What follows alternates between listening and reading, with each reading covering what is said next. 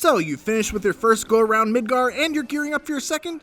Well, good news, because with hard mode, you don't have to throw away your hard-earned EXP and materia, making it a great New Game Plus style second playthrough of Final Fantasy VII Remake. That said, there are a few key differences to look out for, as well as some tips that we have to share to make your trek through hard mode, well, less hard. Like a traditional New Game Plus mode, replaying in hard mode allows you to play the game from the start with your endgame equipment, materia, and skills. The enemies you fight in turn will also be much stronger, but even so, at the beginning of the game you're more than likely going to thrash anything that stands in your way. So on top of that, there are a couple of handicaps placed on you. The big one is that you cannot use items, which for the most part is fine since you'll likely have access to all of your big healing spells already. But the bigger issue is that those healing spells take a lot of MP, and in addition to no longer being able to use ethers, you also can't restore MP at benches.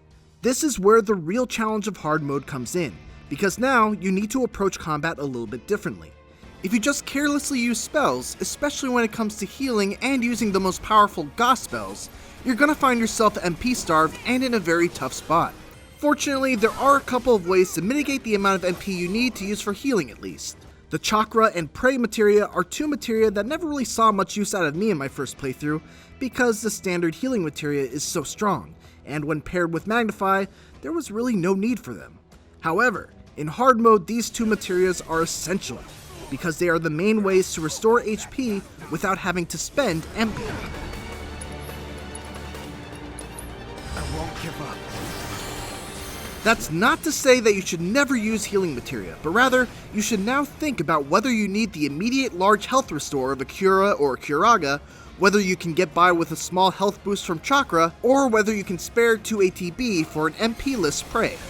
Beyond that, one other key materia that you'll want to use in hard mode is Elemental, which, when fully maxed out, will allow you to absorb the elemental damage of whatever materia it is linked to. Of course, you'll also want to make sure you have a healthy supply of HP and MP ups, because you're likely already at the max character level of 50, which means that without these materias, your stats will have plateaued. Now, chances are these materias will need some leveling up. Fortunately, now that you have Chapter Select, you have some pretty easy ways to AP farm.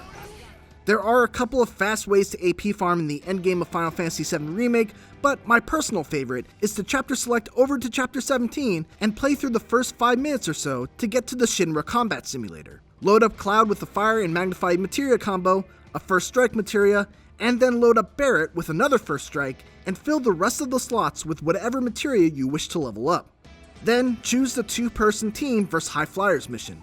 You can instantly clear this first mission against a group of bugs with a quick triple slash, and then the rest can be completed almost as easily with the combination of Cloud using Faraga and Barret alternating between using his maximum Fury skill, Overcharge, and basic attacks.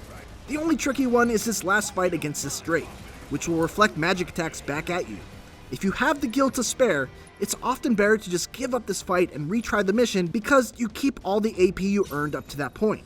And all you really give up is a paltry 400 gil. If you don't have the gil to spare, you could also just fight the enemies outside the Shinra Battle Simulator in Chapter 17.